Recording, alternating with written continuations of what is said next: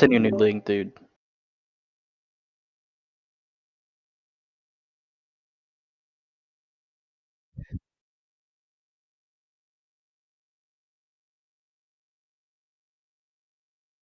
Yeah, it broke. Yeah, having a little technical difficulties. I'll send you a new one in 2 seconds. Sorry about it.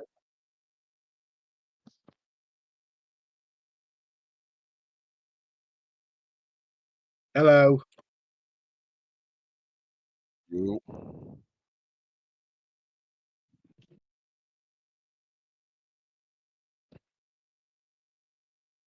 Man, if I can go back in time with the crystal ball, or if I can go back in time right now with the 8 ball, I'll use it. I had a chance, and when NC State came out with speed. Conception, the receiver, he freaking tackles, got a 75-yard jet pass sweep or whatever it is. And that sealed the game. Can't do anything about that. Yeah, my mic was just not on for that first little part, but sorry about that. That's right, no one knows anything anymore. That's normal. But yeah, yeah, it's gonna be a good show. We got a lot of picks for you. We're gonna talk about a couple games, couple matchups this week. So, we'll just get right into it. Looking at some standings so far throughout this season.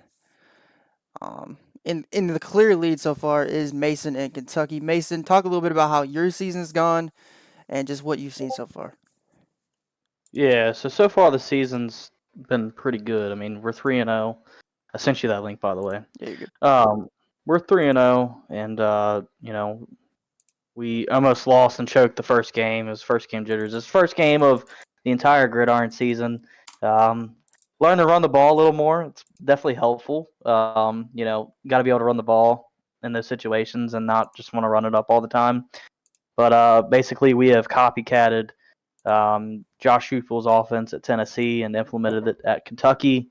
And we've gone from you know, the pro style offense that Kentucky knows to a really fast paced offense, and it's worked out. I mean, I ran a high paced offense in gridiron and CAA 14, doing the same thing here, just a little bit more you know, short passes, a little bit more run game, stuff like that. Yeah, you've looked really good. You've been dominant in every single game and every single fashion. Looking at the other side, South Carolina clearly in first place, has absolutely dominated his division, beating number 2 overall junior 45-7. So other than that,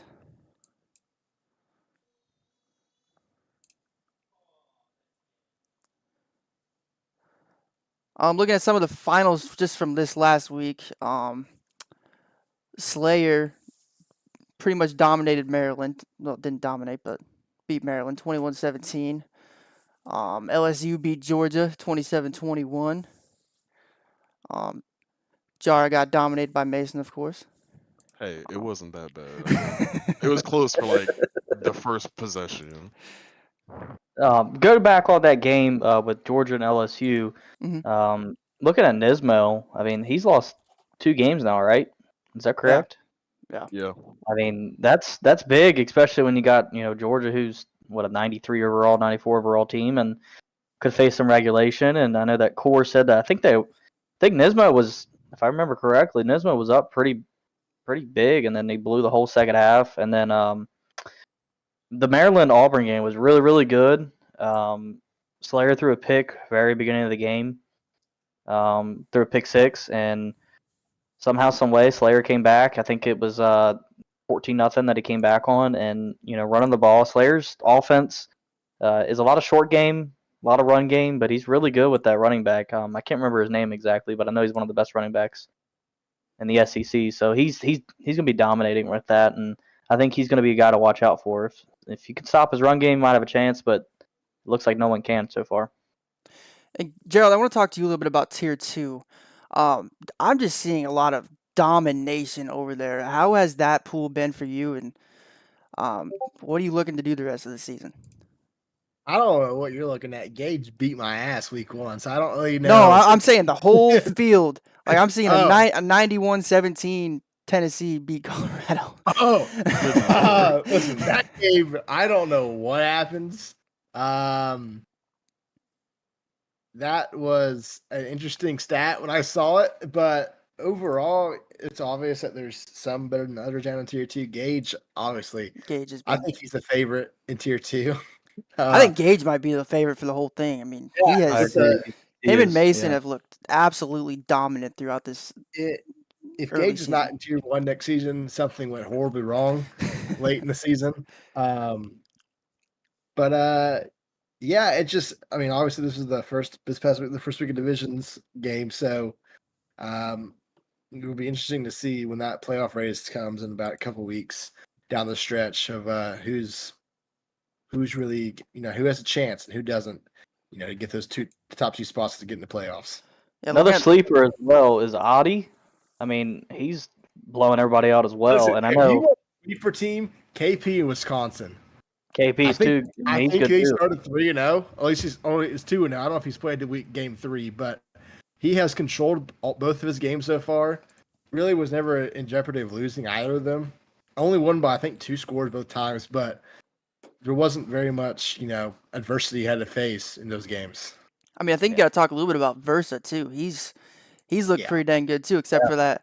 I mean, even the Alabama game, you could tell he was in control even towards the end when it got close. But yeah, Versa's pretty good too.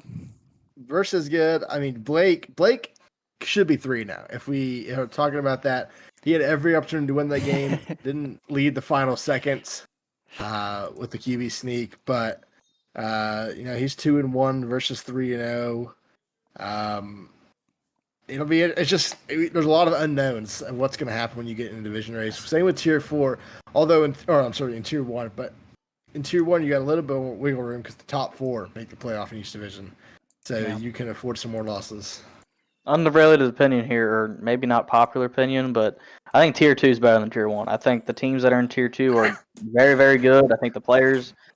I think some dudes didn't want to move up to tier 1. I don't know why, but we're not going to name those players. There's a lot of talent in tier 2, and I think that you just name the group. You got Gage, KP, Adi, Versa, and then even Blake, and then when Caleb wants to not run the ball 45 times up the middle, he's pretty good. I don't know what you want from me. I'm ranked 10th, so you can sue me. But if you want to talk about power rankings wise, half of it's tier 2 and half of it's tier 1. So I think it really shows how even, but like Gage is number 3. And I think that's going to go up after this week. Especially with Junior being number 2 right now. Gage could potentially, go after the number 1 spot with Mason, depending on how voters want to look at that. But it'll be interesting. But I mean, if you look at Mason and Gage compared to each other, I mean, both have just been dominant except for Mason in that first week. Now, I do want to but Gage has been significantly more dominant. Yeah, I was just I know this is going to sound bad because he played me too, but it's I want to see Gage when he plays a tight game, better competition. No offense to Jet, I think everyone knew that Gage was going to win that game. Same with Parker. I don't think anyone had a chance. Now, he beat my ass, but if you go back and watch that game, I made 15 stupid ass decisions in a row, and Gage got a 35-point lead on me. So if I don't there are 3 pick sixes, I think it's gonna look a little bit better. Yeah, right. But Texas A&M is someone that's pretty good. He actually gave up his first points in week 3 of the whole season. Whoa. Gage plays Wad this week. Yeah, that's gonna be I think that's gonna be an interesting matchup when that takes place. And then he's got Texas A&M at Kyle Field week 5. So. Ooh. I think thinking on that week 1 game as well. That week 1 game that I played against Hawk should have been a blowout. And Hawk's a great player, but I mean, I just started getting. It was early. It was early. I mean, I was up 21-0, and it just didn't. I don't know what I was doing, but it was just. But I agree. I think Gage against Wad's a really interesting, game because Wad's played some good competition, but I mean, Gage hasn't. Gage has dominated like he's supposed to. But he just hasn't played any competition yet. No offense to the other guys, but he just hasn't. I mean, he's played Caleb, and I think Caleb just wasn't even playing the game. He's just throwing it up. So, I really think that game should be really looked at. I mean, that's gonna be a good game. I do think. Caleb, I had to commentate that game. Yeah, I know. You went down 40. I think 48-7. Good lord. It was listen. Second half, I outscored Hey. Gage. That's all that matters. There you go. Yeah, so- I mean, the final score kind of matters, but yeah. no, second half, I outscored 21-7. That's all that matters. You take away Gerald's run game, though. I mean, Yeah, that's what Gage did. He blitzed. Clemson's defense is fast. There's like, he blitzes you over and over again, and I don't have the speed to get away, and that's where like half my sacks came from is because he blitzed immediately. You don't have the speed. You have a 98 speed running back. What do you mean? I'm talking about my quarterback. I can't. The running back does nothing when I'm trying to pass the football. Well, I'm my quarterback. I also was using the wrong pass meter for game one, so. You were. That was bad. that Madden passing meter changed the game for me. I had to switch. Yeah, But it's. Yeah, that's Does everybody definitely- use? Does that's the- everybody use that now? What do you use, that's- No, I Jar? still use the meter, like the new. I don't know what it's called, but I don't use the Madden thing. I use the Really? yeah. That's man, odd. you put freeformer in the game for me, it was over. I mean, I'm I'm not. not gonna lie. I stopped using the meter. Yeah, I I've just looked use the into trying classic passing. Wow. I don't do that. You can't throw bullets with the meter. You can't throw curl routes with the meter. I You mean, can with placement and accuracy. no. It's easier just to take the meter off, give me the classic, and I'll figure it out from there. Now, also, I want to look at some teams who have struggled so far. Teams like Michigan, UCLA, I guess Georgia Tech, Take the left Maryland. first. Whoa, Georgia. Whoa. Jar, you're 1-2. Pump the brakes now. 1-2. Georgia I beat struggled you. too. Your one win is against me. Congratulations. but You won. it's You won on a quality. field Whoa, goal. whoa. We need to like back up. Your one win was Zach choked. Had a game-winning field goal and bro shanks it to the left. That hey, That's skill after, issue. that's after Skill Jar issue. blew. Hold on, that's after Jar blew a 14-point lead. Damn, you getting Skill called out issue. there. I know. I'm just getting ganged up on. So, Well, I Jar, mean, how do you realistically, feel? though- How do you feel your season's gone? Like, can you turn it around? Do you think? Yes, I mean, not to talk down on my competition the rest of the way, but I think I've gone through damn near the hardest first 3 weeks out of probably anybody in Tier 1. And so I think I have some pretty winnable games from the rest of the way on out. And considering I didn't just get blown out of the water every week, I think we'll be pretty competitive the rest of the way. Good deal. Jason, how do you feel your season's gone? I know you've gotten tough luck, man, the last several weeks, but how do you Yeah, turn it around, man? Nebraska got saved by a cranky two-year-old at 10 o'clock who, forced a bad pick six at halftime. But, you gotta love her anyways, right? Yeah, that's right. But Oh, like no, the you last got two saved games, as well. You got saved as well, though. Slayer I should have did. beat you. Slayer should have beat me because he had 3 field goals that he missed in Michigan. I feel that I should have beat John this last week, but I didn't. He had a better team and he had some luck. He had a strip on Orgy and he ran it back for a touchdown, and he got a pick early in the game while I was driving. So he had some luck. I think Zach had a little bit of luck there, but at the end of the day, I made the mistake. I got to the red zone. I threw a dumb pass and got sacked twice. I should have ran the ball. It was working. But I mean, I think I can turn it around. I got a hard group of schedule coming up. I got Barack, I got Twist, I got Junior, and then I got TD. That is a gauntlet. Talk about Mart a little bit. He's had a tough going. I mean, he started out 1-0, beating Core, who we thought was going to be a pretty tough opponent, but has turned out. Then you got absolutely dominated by Mason, and then just this past week, losing to Kansas, which is a game I know he really wanted to win as a Missouri fan. So he's definitely struggled out the gate. His problem over there is he's sitting right there. He can see me. He's sitting there smiling at me. His problem over there is he's starting a backup quarterback. He's consciously making the decision to start his, I think it's a freshman, like a 72, because of his scrambling, but it just has not worked for him. Hey, man, I'm with the 75 scrambler. And it's I'm not saying there's a problem with it. I'm just, I mean, Garbers isn't bad. Yeah. Something's I mean, gotta change, apparently. speaking of the names you were just talking about, you said Twist. That game against Iowa was one of the most bizarre games I've ever Oh, my seen. goodness. Twist is a RFL legend, and to see him struggle so bad against Peyton was not fun to watch. But the fact that Peyton still almost lost is just I just don't get it. That game was nuts. I mean, I don't get that. I don't get that at all. I'm pretty sure Peyton was up 24-0 at one point and Yeah, won Iowa scored all 24-21. in the first half. Oregon scored all in the second half. Good grief. It That's was rough. wild. I mean, I think And Peyton had, Oregon should have got the onside kick. yeah, I mean, it was like Yeah, a one. that was crazy. It was 1 inch away, and I think Peyton had like 30 seconds left, and he kept throwing the ball, and he threw a pick, and like Yeah. I don't know. He could have like kneeled it out and everything. I don't know. That's an That sounds interesting. familiar. I Yeah, feel like well, that's been a problem for a lot of people so far is they just refuse to like just kneel the ball out. In the game. Like Yeah. Mine was you- 30. Mine was 3rd and long, asshole. You passed all 3 times against Hawkeyes before you threw your first 2 picks. It's all right. It's all right. We learn from mistakes. I mean, we gotta give Peyton a little credit though, because of 2 of the 3 games that 2 of the 3 games were a touchdown game. He lost to Barack by 4, and he beat Twist. The only game he got blown out in was the TD, but I mean, everybody gets blown up by TD at least one point in time. And Not he should have beat everybody. Barack, I Not think, as well. I think he choked the lead against Barack too. Brock's 2-1. I mean, he's one of those guys. He's like steadily getting way better at the game, like in silence.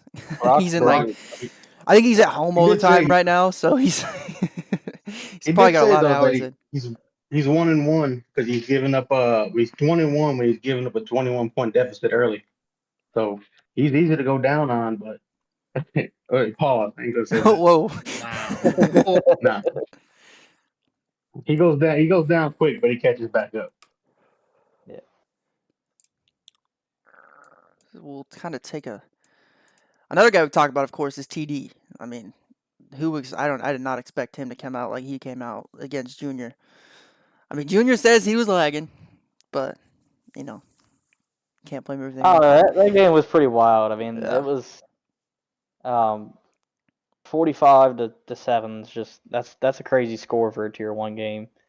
That's why we always say record your games, because if you're lagging really bad, I mean, that'll go to the committee and we can decide what. I think it was what's what. streamed by Gerald. Did you stream that game? I streamed it. Did it look like TD was lagging? Well, I had TD's side, so I don't know if Junior was lagging or not. So couldn't tell you. From my experience, from talking to some people that are on the West Coast, there is some delay whenever some East Coast team is home. I don't know if it's like crazy lag. I don't know, but I know that I got a buddy from Arizona, and he hates playing on whenever the East Coast is home, because he literally has a 3-second delay. And I played Junior quite a bit recently. I played both of them a lot as the games came out, and when you play Junior and Junior's at home, there is a little bit of a delay. But from what Junior was saying, he was lagging hardcore, like very, very, very bad. So I mean, it could explain it why, but at the same time, you can't. We got to give credit to TDTV. Yeah, you got to. I mean, he's gone the road and beat Oregon. Mhm. He's beat Junior. I mean, that's a really hard part of his schedule gone. Dominated Peyton, 42-7. Yeah. So his last 2 games, he's been absolutely dominant. I've been watching. I've been scouting a little bit, so I think I'm hopefully ready for him. But I think we are ready to get to some picking.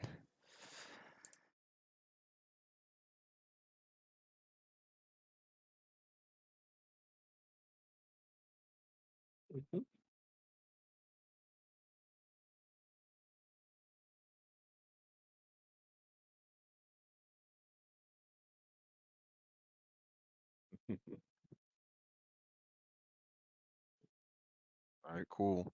I mean, I hate to say it, Peyton, but Mason's Mason. I mean, he's gonna spread you out. He's gonna make you try to cover everything on the field, and then air it out because you can't cover everybody. So I'm gonna have to go with Mason here. Probably win by at least 15.5. So you got your work cut out for you. That's all I gotta say.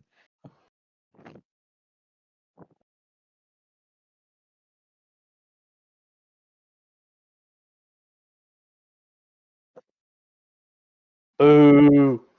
It's fine, guys. It's tired of listening Okay, to you too. I we're get good. it. We're up now. Okay. All right, and then Jason. Who do you got? You gotta go. You gotta go with Mason here. I mean, he's his offense is too dynamic, and no, Peyton's done a great job with Iowa. But you got Cade Mack, and as a Michigan fan, you got Cade McNamara back there. He's only gonna get you so far. Your defense is great. You get a couple picks on Mason just because he throws the ball so much. Sorry, Mason, but you do throw the ball a lot. Iowa's got a great defense, one of the best defense in the game, but their offense they don't have much to overcome that. Yeah, I'm gonna agree. I mean, I don't think Iowa has much of a chance in this one. I mean, we seen it in a bowl game a few years back in real life, so I don't see a world where Peyton pulls this out.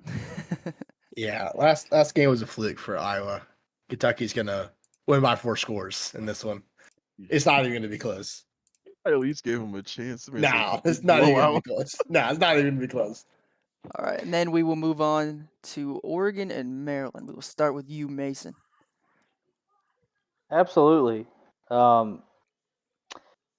This game is going to be really, really, really good. Both teams need to win after some pretty tough losses coming up. I think Oregon comes out in this and they get this win here, just because I think Maryland is struggling a little bit on getting a little bit dynamic with the ball, which that can change over time. But Oregon's overall on the team level, I mean the receivers they have, and I think Twist really, really hated that loss he just had. I just see Twist coming out and just getting a win here. I think it's going to be close, but I think Oregon's offense is just going to be a little bit too much. Jar. We got Oregon, Maryland. I think Swiss pulls it out. Like Mason was saying, it was kind of a fluke loss last week if you think about it. And I just think Monarch hasn't really found his identity yet with this Maryland team. I know he likes to kind of control the tempo and kind of control the pace of the game, but once he gets behind, he's not really a team that can kind of get that turnover needed or get that stop to get the offense back on the field and kind of match the offense's pace. So I think Swiss kind of pulls this one out. Probably a 1 touchdown game, maybe 6 points at the end of the day, but I'm going with Oregon. Jason? I gotta agree. Gotta go Oregon. I mean, Monarch's gonna come out swinging. He's got nothing to lose, literally. I mean, but Twist. Oregon's got too much speed, too much talent. They're not gonna keep it close. It'll be close probably to the end of the third quarter. It'll be 2 touchdown game by the end of the game. I kind of agree, but I think that Monarch's going to keep it closer than a lot of people think. He's definitely been getting better at the game, been putting a lot more hours into it, but I am ultimately going to go with Twist just out of, I mean, Twist is a damn good player, so, and he's probably pissed off. I think it's a pretty even matchup, honestly, in terms of skill player level. I just think Oregon being at home in this one and Oregon having the better team is going to decide this one. I think this is a game where Twist kind of runs away late and probably wins by 10 or so, but I think it'll be a overall pretty good matchup.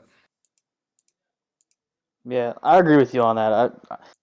So we all did Oregon there. So how funny would it be if Monarch comes out and wins that game? I mean, if the past repeats itself. I'd like my picks to go undefeated, so I hope the best for him, but not too well. All right, and we will go on to Georgia versus Auburn. Nismo's had a really slow start, but he's got a home game versus Auburn and Slayer. So Mason, go ahead.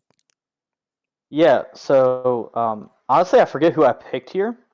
It may change on whatever the screen is, but I'm going to go with Georgia based on the fact that they are home. Slayer struggles on the road.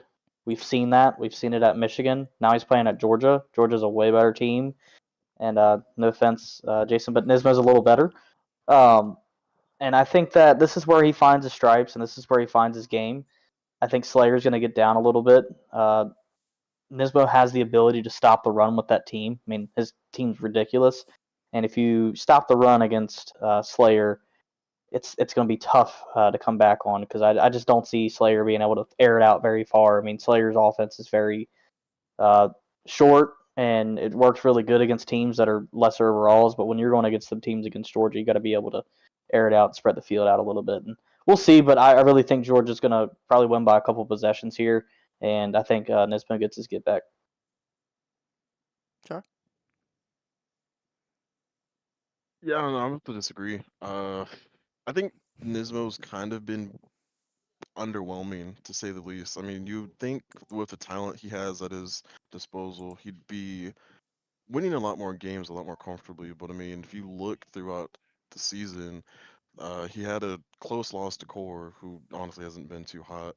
Got considerably blown out by Florida. So I think if Nismo can come out hot, he'll have a decent chance. But I like Slayer's chance to put this game away. I really think he's going to come out and establish the run game. And I mean, honestly, if it's a third down, he'll just throw a slant and get a first and keep these sticks moving. So I really like Slayer's chances here to kind of put Nismo away early and just control the time of possession and not really keep it too close, honestly. Jason? I gotta agree. I'm jumping on the Auburn bandwagon for this game. Slayer, he's a couple field goals away from being undefeated, and that's part of that's on the home field advantage. He knows what he's doing with his running back. I think it's Turner is the running back they got at Auburn. He does a lot of short passes, and Nismo after the first game where he beat Michigan at home, it's kind of slowly dropped down for a team that's got a 90 plus overall. You should be able to do more with what you have. I think Slayer's just he's got more behind him. He's got more momentum going. I got Auburn. Yeah, I'm gonna disagree with you. I'm gonna go with Nismo and Georgia just because of the fact that that's the best team in the game, and Nismo, he's not bad. I mean, he's just had a really slow start. He's got some work to do definitely, but I think he'll figure it out this week. Yeah, I'll have to agree. I think this will be another matchup where they're pretty even, but I just think with Nismo being at home, that's going to kind of make the difference here. I know Slater played at Michigan pretty close, but Nismo's in kind of desperation mode right now. He kind of needs a win, and he had a close loss to LSU last week, so I kind of feel like he's going to pull it out here. And yeah, it'll be close, maybe a 3-point win, but I think he's going to get it done. And this is something we'll see as well, like Caleb's saying. This game's at home for Georgia. So, I mean, we're going to start seeing what teams can actually play on the road and what teams cannot. If Slayer struggles to win this game, we're going to really find out that he's, what's happening different on the road and what's he doing different at home. But we'll see what happens in that game. I really do think that the home field advantage is a massive thing.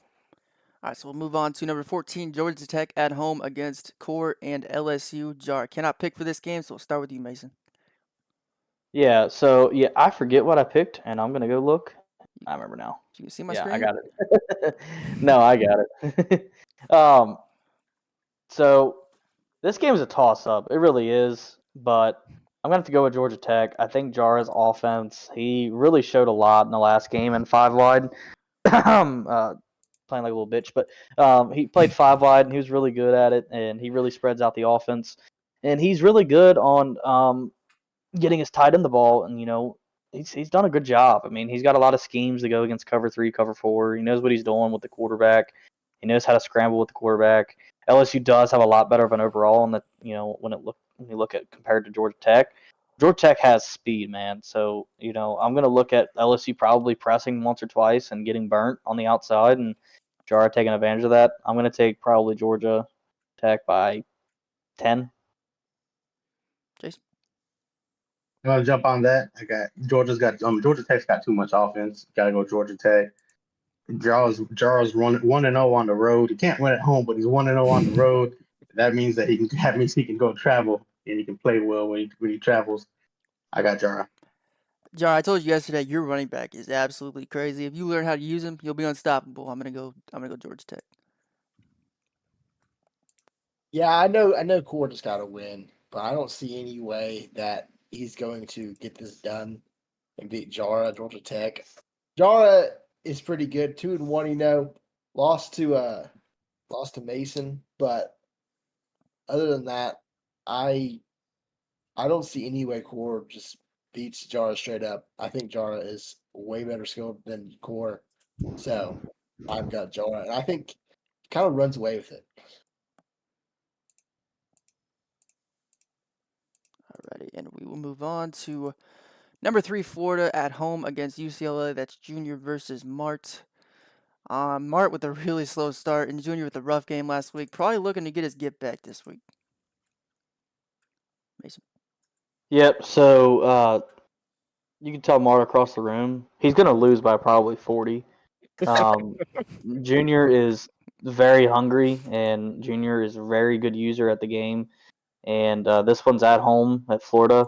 He's going to play at night, and I just don't see any way possible. It's at Florida, right? Or is it at UCLA? It's Florida. Yep. It's at It's in the Florida. Yeah, swamp. there's. I mean, Mart's going to probably rage a bunch. We might need to see that on live stream, but Junior's really pissed He's giving you the about his bird. last game. Oh, absolutely, absolutely. I bet he is. But me and Junior talk a whole lot, and we scheme a little bit together and all that.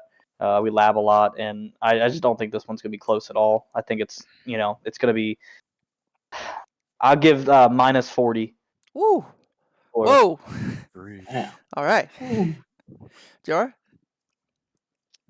I mean, honestly, kind of piggybacking on what Mason says. I mean, anybody who's played Junior knows what you're getting. You're going to get spread out. You're going to get a lot of deep routes over the middle.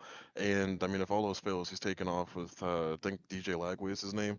So, I hate to say it, but I see Mark coming out throwing at least 2 picks. Junior's probably going to take one of those for a pick 6. So, give me Florida 34.5. Wow. All He's right, got the Jason. best stick work in the game. I swear. It's Yeah, he's ridiculous. definitely. Yeah, it's diabolical. I'm sorry, Mark. I just, Hey, look, Florida's juniors play the hardest game he's going to play. That was last week versus TD. He doesn't have to play Mason. And other than that, he's played the hardest game he'll have for the rest of the season. No offense, Mark, but I'm going to say 28. Say he beats by 28. Mark, I'm a big fan of your work, but you ain't got a damn chance. I'm going with Junior. I'll make this short because it's about the same. UCLA is going to go in there and get absolutely just run out of the building. There is no way that UCLA is going to go into the swamp and beat Junior Florida. We saw Kentucky go into the Rose Bowl and beat the crap out of UCLA. No shot. UCLA is going to probably lose this game by 5 scores. All right, and moving on, we got number 6 Utah versus number 16 Kansas. We got a ranked matchup. It's Hawkeyes at home against Brock. Mason, go ahead. This is a really, really good game here, man. It was another toss-up. I mean, these games this week are really good. They're finally getting to the good games in the season. Hawk has told me before he's not really found everything yet on what he's wanting, but he's starting to find his scheme, and we know when Hawk finds a scheme, he's damn good at whatever he does. So I'm going to go pure on instincts here with Utah. I do think this is a toss-up game, but I do think you're going to see Hawkeye starting to find himself, and he's going to start spreading out teams, and I think he's going to do a really good job of really just starting to play offense better. I think he hasn't found his scheme yet, and I think this game's going to probably come down to the wire, probably last possession. And I think I'll take Hawk on that. Sure. I'm with Mason. This one's a toss-up, honestly. I know on paper, most people would just probably go with Hawkeyes just based off the name alone, but Brock's honestly not bad. He can keep a game close, and if you make a mistake or two, he definitely takes advantage of it for sure. I mean, like Mason said, I think this comes down to not only who scores last, but whoever wins the time of possession and the turnover battle.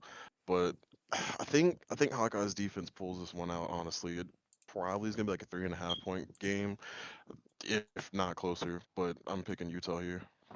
Jason? Game I got my eye on close. I get Barack next week in Kansas, so that's something I'm gonna keep an eye on close. But though Barack, he's got some. He doesn't really have impressive wins. He barely beat Mark. No, if you did it, no offense, Mark, but he barely beat Mark UCLA, and he kind of struggled earlier in the year versus Iowa. He got beat by Twist. Hawkeyes, on the other hand, I think he's finally getting it together. Yeah, he had a close game versus John and NC State, but I think Hawk's gonna pull this one out. Yeah, I'm gonna go with Brock just because of the fact that Devin's good. Like I can't see Hawkeyes being able to stop the run for 4 quarters. That's what it comes down to for me. I'll be completely honest. I haven't been impressed with Hawk at all in the first couple of games. I know he's 2-1, but he barely squeaked past John. He struggled against Core, and obviously he lost to Mason in the game that, if we're being honest, he should have lost by a lot more than 7. On the flip side, Brock's 2-1, and though he lost the twist, I was really impressed with how he was able to come back in that game on the road in Oregon. And Kansas has speed, and we saw what Kentucky did with Utah when they had speed. So I'm going to go with the upset as well. I've got Brock over Hawkeyes, even though it's in Utah.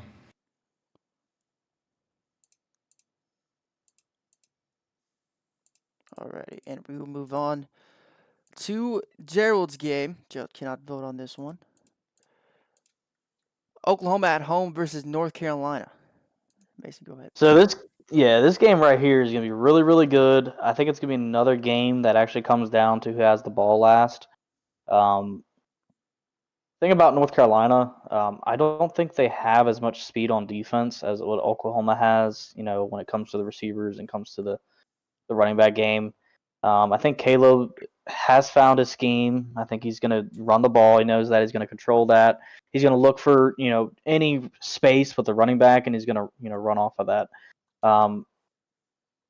Although North Carolina does have a pretty good offense, I know they just lost to Miami, which that was a pretty big upset. Nobody really expected that. So I think Caleb can take his momentum after somehow only beating Parker by possession or whatever. I think Caleb's going to go in there and he's gonna defend home field advantage, and I think he wins by probably a field goal. I don't know if you can hear her, but my daughter's definitely trying to give her opinion here. I think she's yelling at me because I'm probably going to go for the controversial pick here, but I'm going to go with Caleb. I believe in his ability. Yeah, I'm hoping he doesn't let me down, I will say. But I believe in his ability to get Sawchuck going. I mean, he's a hell of a running back. I think he's like 98 speed. So if he can get his run game established and not really have to rely too much on the pass, I think he kind of got this one in the bag. Jason? I'm going to go the other way. All right, Caleb. You're sitting catty corner to me that way or that way, whatever way you are on screen. But I got to go with the Tar Heels. I think Carr he's got a little bit more offense than Caleb does. Caleb runs the ball 45 times, and Parrs will at least throw the ball more than 5. So I got to go with North Carolina. Is that a little teammate bias right there? Yes. Yes. He's not answered. Crazy, bro. I got to give props to Parrs. He was really dang good at Madden, but this ain't Madden, as we all know. He hasn't gotten many hours in on this game.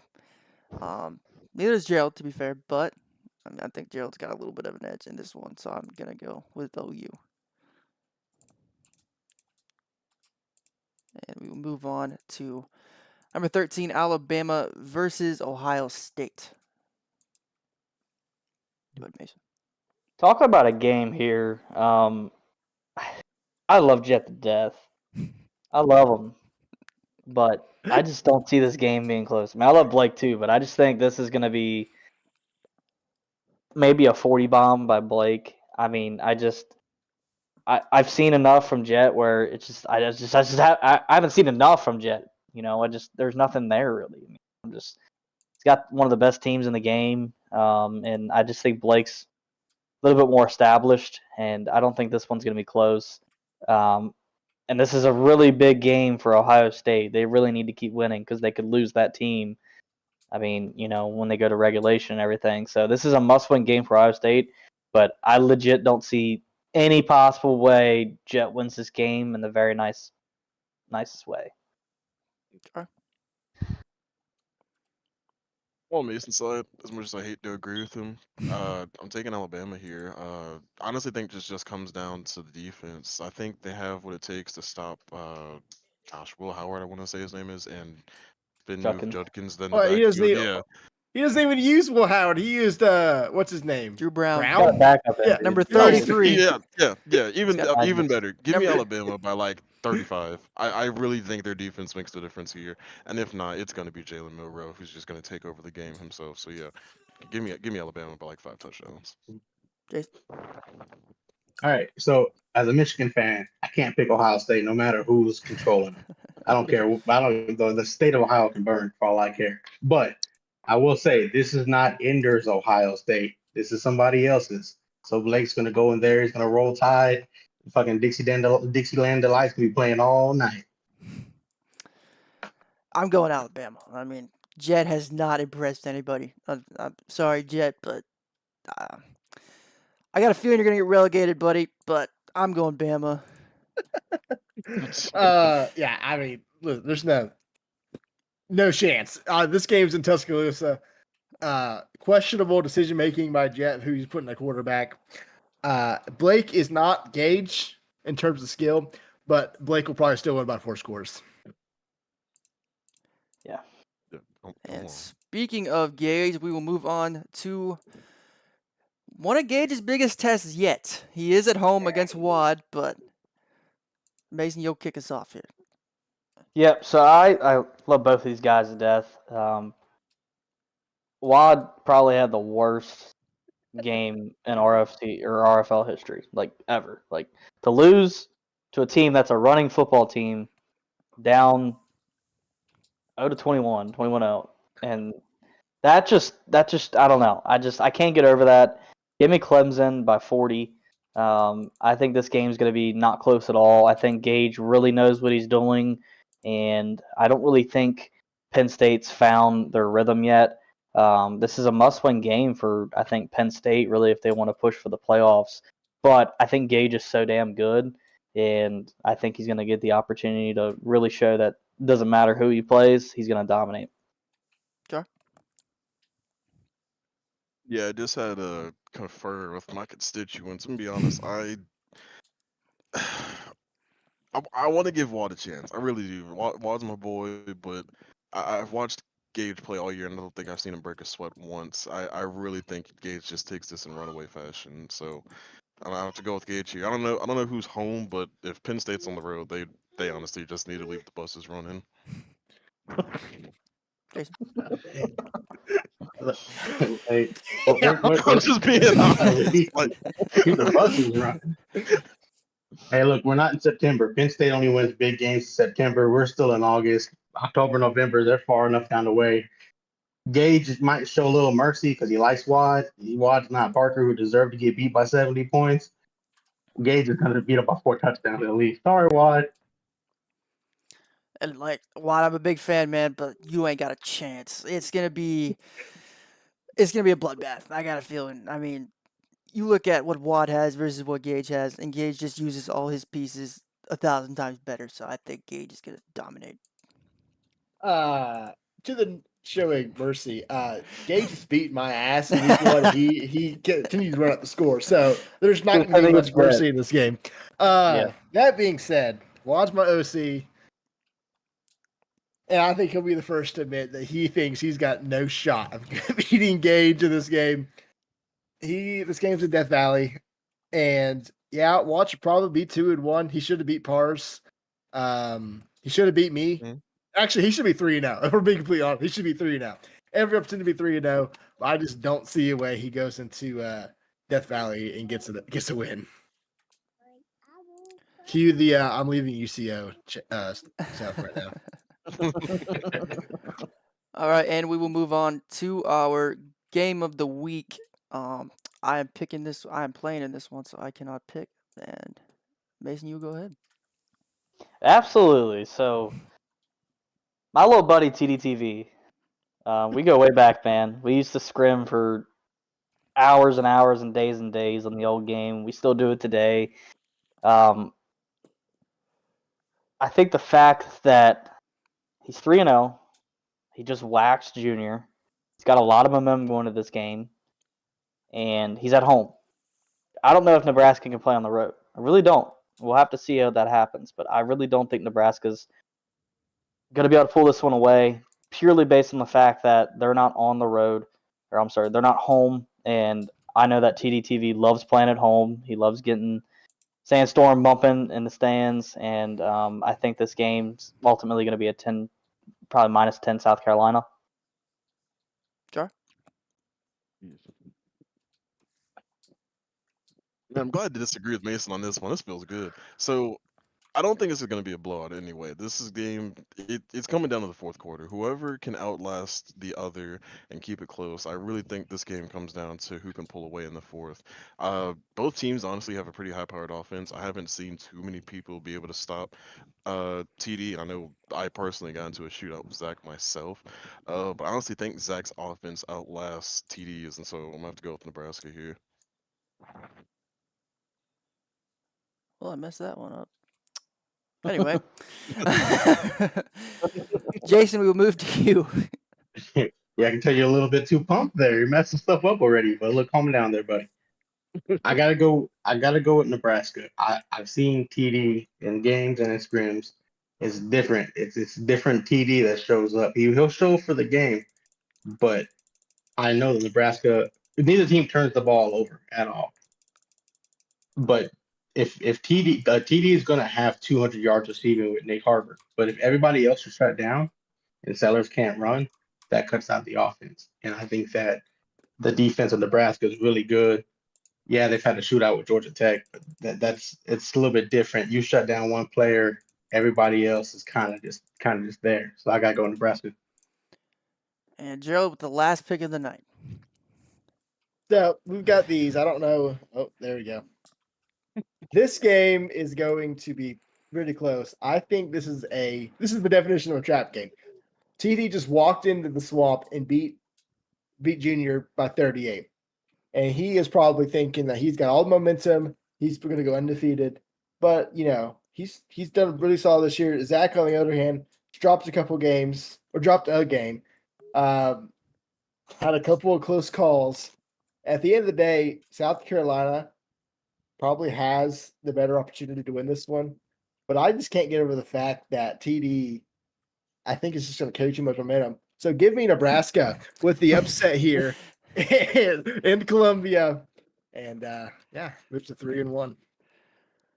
All right, everybody. And with that, we will go ahead and end. We went for just about an hour.